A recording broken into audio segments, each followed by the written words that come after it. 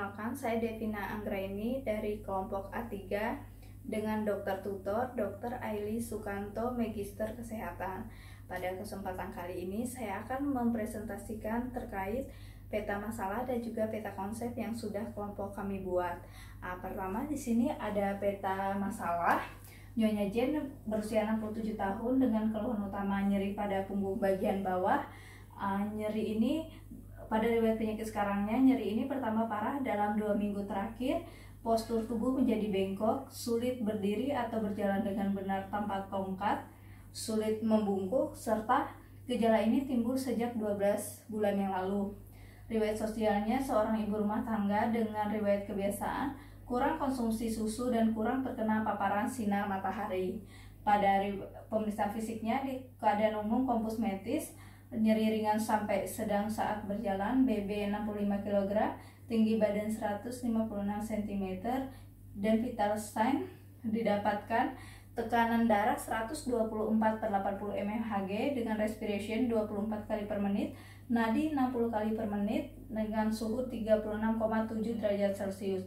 Pada regiotoraks posterior, inspeksi postur hipotik positif, valvasi nyeri tekan positif, ketegangan otot paravertebral pada kedua sisi positif, movement strength leg raising test vein pada kedua sisi negatif, gerakan membungkuk ke depan dan ke belakang terbatas karena adanya rasa sakit serta status neurologisnya dalam batas normal. Dilakukan different diagnosis osteoporosis, osteoartritis, osteomalacia, spondylolistesis, osteoporosis senilis disertai fraktur kompresi dan postur pivotik.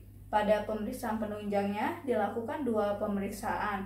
Yang pertama, pemeriksaan X-ray regiosakral lombal, kurva lurus, terdapat fraktur kompresi, wedging vertebral body pada level T4 dan T11. Pemeriksaan densitometri atau DEXA dengan T-score lumbosakral minus 3,1 sepertiga radius, distal 3,4, kolum femur minus 2,7 dengan interpretasi osteoporosis. Diagnosisnya osteoporosis senilis disertai fraktur kompresi level T4 dan T11 dan postur pivotik. Pada tata laksananya, yang pertama farmakologis dengan memberikan obat antiinflamasi non-steroid atau NSAID, suplemen kalsium, vitamin D, dan bifosfonat per oral. Pada non-farmakologinya, fisioterapi 3 kali seminggu selama 2 bulan termasuk penggunaan thoracolumbo-sacral orthosis atau TSLO, latihan otot punggung, dilakukan reposisi dengan operasi. Edukasinya tentang posisi tubuh yang tepat untuk menghindari nyeri, serta edukasi bagaimana mencegah terjadinya jatuh. Pada prognosisnya dubia et bonum. Lalu saya akan menjelaskan terkait peta konsepnya. Di sini ada tulang dan juga sendi, di mana tubuh ini dapat bergerak karena adanya alat gerak pasif dan juga pasif. Alat gerak aktif ini meliputi otot-otot, alat gerak pasif meliputi tulang dan juga sendi. Pada anatomi ini terdiri atas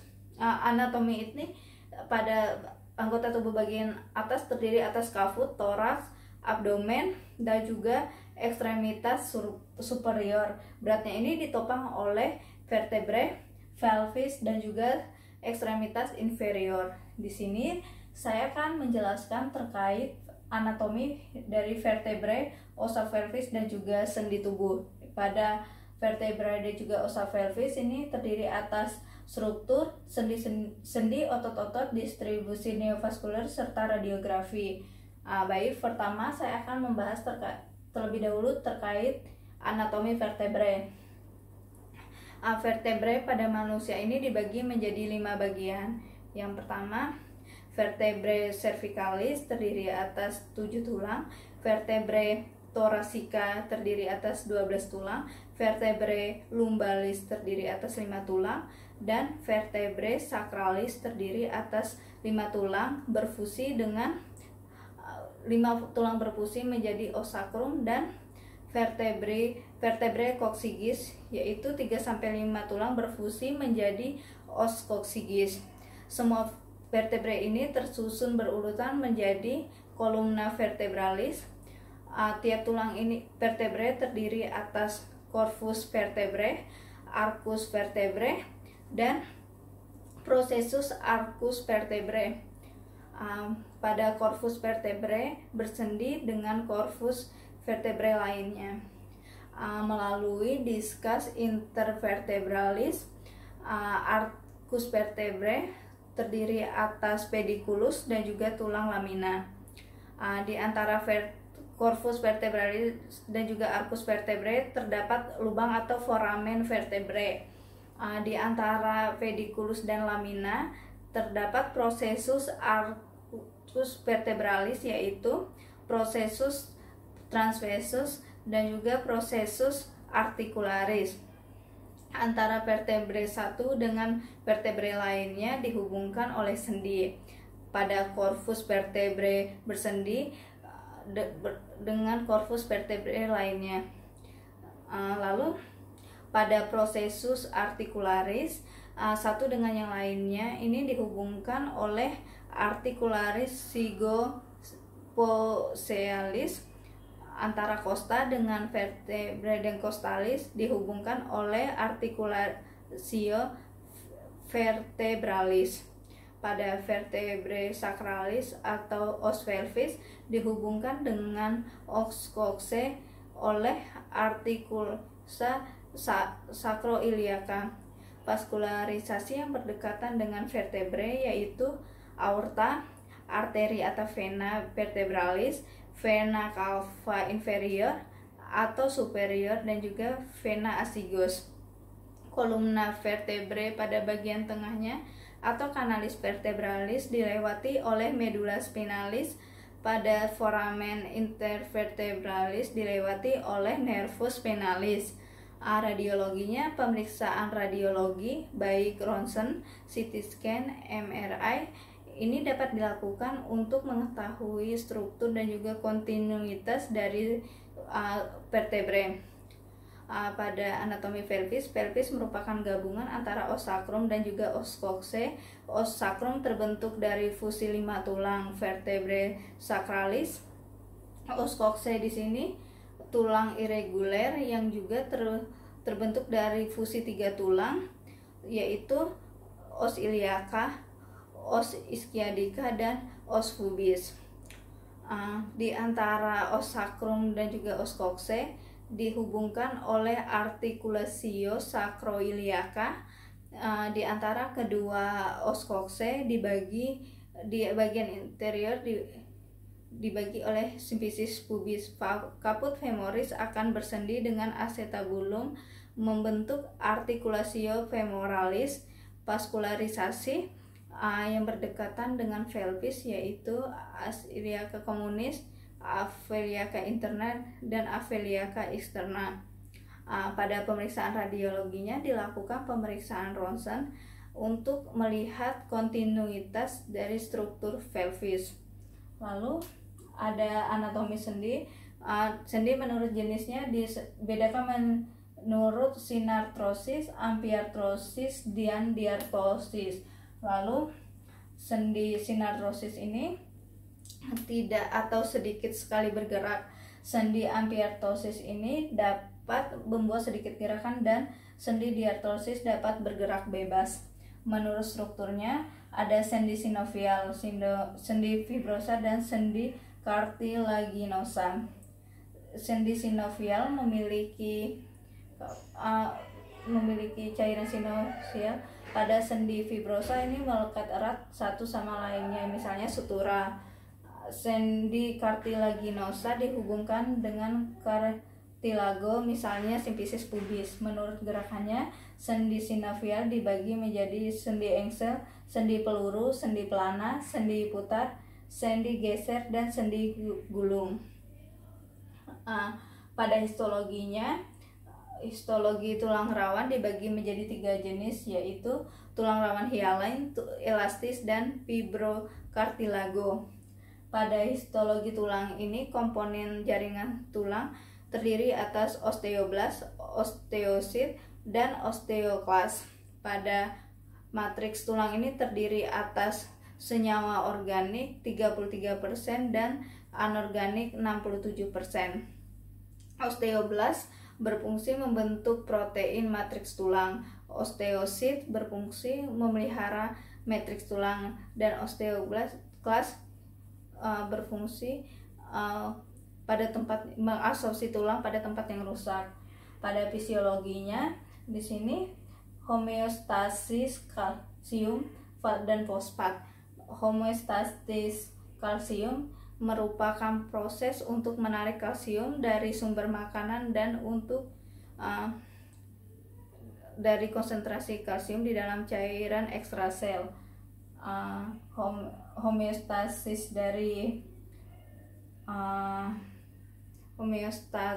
dari fosfat itu penting dalam metabolisme molekul untuk metabolisme, contohnya seperti ATP sebagai pengimbang dalam badan. Fosfat berlebih akan dikumpulkan melalui lapisan pleural, dan apabila ini berkekurangan maka tubuh akan menyerap semua fosfat yang ditapis. Kesannya tidak begitu kentara karena badan ini mampu mengimbangi keadaan kurang atau lebih dari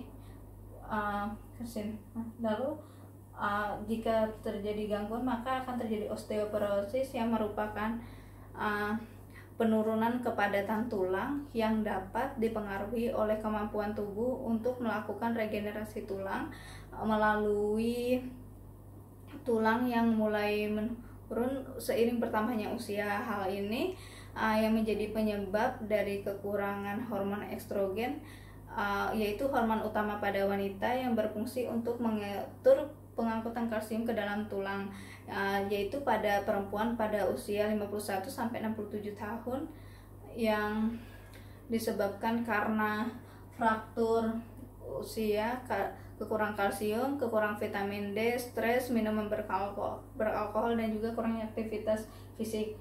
Osteoporosis ini bisa disembuhkan pada saat kelainan tulang ini tidak dibawa pada saat lahir. Pada komplikasi yang dapat terjadi yaitu maksudnya pada osteoporosis ini dapat dilakukan pemeriksaan dengan pertama dengan pemeriksaannya ini untuk diagnosis dengan mengukur kepadatan tulang. Yang pertama pemindaian densitometri dan juga ansitometri atau DEXA. Yang keduanya ini termasuk dalam ronsen. Terdapat juga komplikasi yang dapat terjadi yaitu fraktur, termasuk salah satu komplikasi dari osteoporosis yang sering terjadi. Biasanya ini area dari osa yang terjadi kekurangan dari kepadatan ini dapat terjadi fraktur secara bertahap. Pada penata laksanaannya yaitu bisa diberikan bifosfonat, yaitu mekanisme kerjanya penurunan reabsorpsi oleh osteoklas dengan cara berikatan dengan permukaan tulang dan menghambat kerja dari osteoblast dengan cara mengurangi produksi dari enzim lisosonal di bawah osteoklas.